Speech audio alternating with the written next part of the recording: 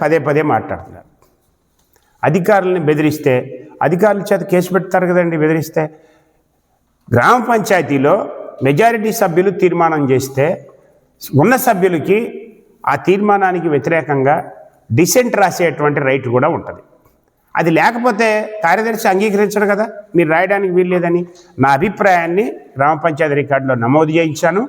అదే విషయాన్ని నేను ఏఈ పంచాయతీరాజ్ గారికి చెప్పాను. ఏమండి, ఒక పని చేయాలి అంటే ముందు అంచనాలు తయారు చేయండి అని చెప్పి గ్రామ పంచాయతీ నుంచి ఒక తీర్మానం వెళ్ళాలి. వారు అంచనాలు తయారు చేసి స్పెసిఫికేషన్ ఇవ్వాలి. అంటే ఇక్కడ ఒక కాంక్రీట్ వర్క్ చేయాలంటే దాన్ని ఎలా చేయాలి, సిమెంట్ ఎంత వేయాలి, మొక్క ఎంత వేయాలి, ఇసుక ఎంత వేయాలి, దానికి స్పెసిఫికేషన్ అంటారు. నువ్వు రోడ్డు వేసిన తర్వాత స్పెసిఫికేషన్ రాదుగా. రోడ్డు వేయకముందు స్పెసిఫికేషన్ ఉండాలి. ఎలా తయారు చేసిన తర్వాత ఎలా ఉంటుంది? 30/11 తారీఖు ముందే రోడ్డు అక్కడ అప్రోచ్లు ఉంటే ఎవరు వేశారు, ఏ హోదాలో వేశారు? నువ్వు గ్రామ పంచాయతీ సభ్యుడివా? ఎస్సీ కాలనీ దగ్గర వేసావు అన్నాడు. ఎస్సీ కాలనీ మెంబర్ సభ్యులు లేరా? బీసీ కాలనీలో సభ్యులు లేరా? అన్ని చోట్ల మీరే ఉంటారు, అందరినీ మేమే ఉద్ధరిస్తామని చెప్తారు. ఎస్సీ కాలనీ దగ్గర నువ్వే పనిచేసావు, బీసీ కాలనీ దగ్గర నువ్వే పనిచేసావు. అసలు నువ్వు ఎవరివి?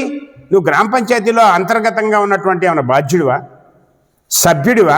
మీరు ఏ హోదాలో మాట్లాడుతున్నారు, ఏ హోదాలో సమర్థిస్తున్నారు దీన్ని? అసలు నేను చేసిన దాన్ని నేను ఎక్కడైనా సమర్థించుకోవచ్చు, విన్నవాళ్ళు ఎవరైనా సమర్థిస్తారు. నేను అందులో సభ్యుణ్ణి, నేను ఎన్నికైనటువంటి సభ్యుణ్ణి.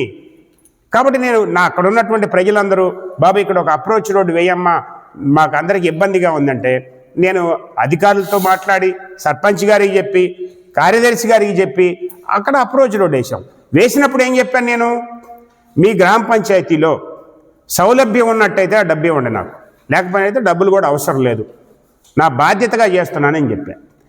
3,50,000కి అప్రోచ్ రోడ్లకి ఎస్టిమేషన్ తీసుకొస్తే గ్రామ పంచాయతీ ప్రజల సొమ్ము అప్పనంగా తెలుగుదేశం పార్టీ వాళ్ళు చెప్పారనో, మీరు ప్రెస్ మీట్ పెట్టారనో, లేకపోతే ఎమ్మెల్యే గారు చెప్పిన ఇచ్చేయటమేనా?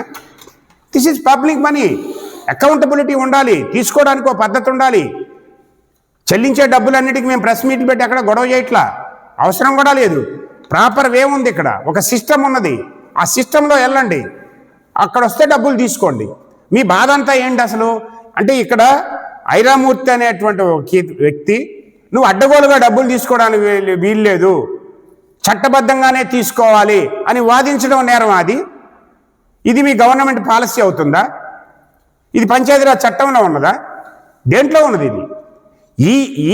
ఇవి అన్నీ తెలుసుకోకుండా మాట్లాడే వాళ్ళు మీరు. తెలుసుకొని మాట్లాడు. నేను తెలుసుకొని మాట్లాడాలా? ఏం తెలుసుకొని మాట్లాడాలి? నేను ఏం తెలియజెప్పగలరు మీరు? నేను చెప్పేదానికి ఒక్కదానికి ఆన్సర్ చేశారా మీరు? నిన్న మేము విస్పష్టంగా జరిగినటువంటి వాస్తవాన్ని చెప్పాను. నేను చెప్పిన దానికి మీరు చెప్పలా. మీ సొంత భాష, మీ అహంకార ప్రదర్శన చేశారు. పోట్లూరు సర్పంచ్ దళిత సర్పంచ్ని పట్టుకొని వాడు ఊర్లో ఏం చేశాడో నీకు తెలిసే మాట్లాడావా? వాడు నీ అహంకారం ఏంటో, మీ ప్రవర్తన ఏంటో, మీ భాష ఏంటో ఇవాళ ప్రెస్ మీట్లో విస్పష్టంగా తెలిసింది కదా. ఇదే భాషతోటి, ఇదే అహంకారంతో మీరు బెదిరించేటువంటి ప్రెస్ మీట్, మళ్ళీ అదే బెదిరింపుతో మీరు బెదిరించే ప్రయత్నం చేశారు. మళ్ళీ చెప్తున్నా నేను, again I'm telling you everybody, మీరు నలుగురు కాదు కదా 100 మంది కలిసైనా ప్రెస్ మీట్లు బట్టి ఇంకో రకంగా మా ఆత్మాభిమానాన్ని కానీ, మా ఆత్మగౌరవాన్ని కానీ, మాకున్న ఇంగిత జ్ఞానాన్ని కానీ, విజ్ఞతను కానీ మీరు ఏమాత్రం తగ్గించలేరు, మా గొంతును ఆపలేరు. నేను ఖచ్చితంగా మాట్లాడతా. నువ్వు తెలుగుదేశం, నువ్వు లోక్సత్తాలో ఉన్నావు, లోక్సత్తా పార్టీ గురించి. లోక్సత్తా పార్టీ నాకు తెలుసు, నీకేం తెలుసు? 20 సంవత్సరాలు ఆ పార్టీని నిర్మాణం చేసిన వాడిని నేను. 20 years మా జీవితాన్ని పణంగా పెట్టి చేసాం. మేము ఎక్కడ లోక్సత్తా పార్టీ నాయకత్వాన్ని విమర్శించలేదే. నేను లోక్సత్తా పార్టీ ఆయన మూసేసిన తర్వాత నేను ఏ రాజకీయాల్లో పనిచేయాలనేటువంటి ఒక ప్రశ్న వచ్చినప్పుడు నేను పూర్వం నుంచి కూడా ఈ నేను వెనుకబడిన వర్గాలకు సంబంధించిన వాడిని, అట్టడుగు వర్గాలకు మన అవసరం ఉన్నది, మన గొంతు ఉన్నది, మన గొంతుని, మన ఆలోచన, మన విజ్ఞతని, మన ఇంకిత జ్ఞానం ఈ వర్గాల కోసం వినియోగిద్దామని దాని సరైన వేదిక వైఎస్ఆర్ కాంగ్రెస్ పార్టీ నేను ఆలోచించుకున్నాను. నీకు నచ్చకపోవచ్చు, నీకు అది సరైనది కాకపోవచ్చు, కానీ నాకు నచ్చింది. ఎవరైతే అణగారిన వర్గాలు ఉన్నారో, వివక్షకు గురైనటువంటి వర్గాలు ఉన్నారో వాళ్ళ కోసం పనిచేసినటువంటి ఓ రాజకీయ వేదిక నేను హక్కును చేర్చుకుందాం అనుకున్నా. ఏంటి ఇందులో తందం? నువ్వు ఎలా జస్టిఫై చేస్తావు? నువ్వు ఎట్ట చేరినావు? ఎన్ని డబ్బులు తీసుకొని చేరినావు? మీరు చేసిన పార్టీల్లో, మీరు చేసిన ఊరేగింపుల్లో, మీకు వచ్చిన పదవుల్లో ఏమేమి డబ్బులు తీసుకొని మీరు ఈ పదవులను నిలబెడుతున్నారు? మాకు మాట్లాడడం రాదా? మాకు నోరు లేదా? అంటే మీరు మాట్లాడితే మేము చలి జ్వరం వచ్చినట్టు గజగజ వణికిపోతాం అనుకుంటున్నారా? కాబట్టి అది సరైనటువంటి పద్ధతి కాదు. మాట్లాడండి. నేను నిన్న మాట్లాడిన వీడియో ఖచ్చితంగా చూడండి, దాన్ని విశ్లేషించుకొని ఇదిగో ఈ తప్పు మాట్లాడినవయ్యా అని చెప్పి ఆ అంశాలు చెప్పండి. నేను తప్పు మాట్లాడుంటే, నా వైపు తప్పు ఉంటే ఖచ్చితంగా తప్పు నేను సరి చేసుకుంటా. నా ఉద్దేశం ఎవరినో కించపరచడం కాదు, లేకపోతే ఎవరి మీదో మాటలతో దాడి చేయటం కాదు. అనేక సందర్భాల్లో మీకు ఒక చిన్న ఉదాహరణ చెప్తాను. 3 సంవత్సరాల క్రితం ఇదే తెలుగుదేశం పార్టీకి సంబంధించినటువంటి ఒక అతను చనిపోయాడు, చెరుకూరు నారాయణ, పేరుతో సహా చెప్తున్నా. ఆవిడకి పెన్షన్ లేదు. ఆయనకి పెన్షన్ ఉంది, ఆ పెన్షన్ ఆవిడ ఆటోమేటిక్గా వస్తుంది. నా దగ్గరికి వచ్చింది ఆవిడ ఎవరు, ఏ పార్టీ, ఏ కులం నేను చూడను. ఈ సమస్యలో ధర్మం ఉన్నదా, న్యాయం ఉందా అని చూస్తాను. ఆవిడ తీసుకొని వెళ్ళి నెల రోజులు ₹1 ఆమె చేతిలోంచి ఖర్చు కాకుండా ఆమెకి పెన్షన్ ఇప్పించాను నేను. ఎవరుండి ఆవిడ? నేను తెలుసుకోవాలా? నాకు ఇంగిత జ్ఞానం ఉండాలా? నాకు విఘ్నత ఉండాలా? నేను క్లెయిమ్ చేయాలి ఎక్కడ? ఈ రోజుకి నేను ఆవిడకి పింఛన్ ఇప్పించానని నేను ఎవరికి చెప్పాలా? ఇప్పుడు చెప్పాల్సి వస్తుంది. కనుక మీరు హెచ్చరించినట్టు తెలుసుకుని మాట్లాడు. మళ్ళీ రేపు ఎలక్షన్లో మేము ఛాలెంజ్ చేసి చెప్తున్నాం, గెలుస్తామని చెప్తున్నాడు ఈ సాంబశివరావు. ఛాలెంజ్లు ఏంటండి?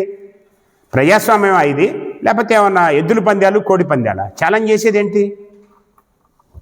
ప్రజల అభిమానానికి చూరగొని ప్రజలు నిజంగా మీకు సపోర్ట్ చేస్తే మీరు ఎన్నికల్లో గెలుస్తారు. ఆ మేరకు మీరు చట్టబద్ధంగా పరిపాలన చేయమని మేము కూడా అంటాం. అంతే కదా రాజకీయాలంటే.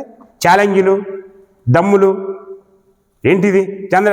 బ్రహ్మనాయుడు గారు మీసాలు తిప్పుతాడు. మీ చంద్రబాబు బ్రహ్మనాయుడు గారు ఎప్పుడన్నా మీసాలు తిప్పితే దాన్ని పెద్ద ప్రత్యేకంగా మాట్లాడుతున్నారు కదా. అసెంబ్లీలో నందమూరి బాలకృష్ణ ఏం మాట్లాడండి? మనిషి అనేవాడు మాట్లాడే భాష మాట్లాడండి. దాని గురించి మాట్లాడండి. 1 వేలు చూపించినప్పుడు 100 వేలు చూపిస్తాయి. సందర్భోచితంగా ఒక్కోసారి ఒక మనిషి మాట స్లిప్ అవుతాడు, దాన్ని పట్టుకొని మీరు పదే మాట్లాడుతున్నారే. అసెంబ్లీలో మాట్లాడినటువంటి నేను శాసనసభ్యుడి గారిని కూడా నిన్న అన్నాను, ఇవాళ అన్నాను. నేను ఏమన్నాను? అయ్యా, మీరు ఈ రకమైనటువంటి ధోరణి సరైనది కాదు. పరిపాలనలో ఒక ఎన్నికైనటువంటి స్థానిక ప్రభుత్వం ఉంటే దాని మీద మీరు దాడి ఏంటి? చట్టబద్ధంగా అక్కడ పనులు జరగాలి, మీరు ఎందుకు కోరుకోరు? మీరు అన్ని శుద్ధపసు కబుర్లు చెబుతున్నారు కదా. గతంలో అన్యాయం జరిగింది, అక్రమం జరిగింది, అసలు సైకో పాలన జరిగింది, 420 పాలన జరిగిందని మీ నోటి నుంచి 10 సార్లు విన్నాను నేను. ఇప్పుడు కూడా అదే జరిగితే ఈ మాటను మీకు ఎందుకు వర్తించమని అడుగుతున్నాను.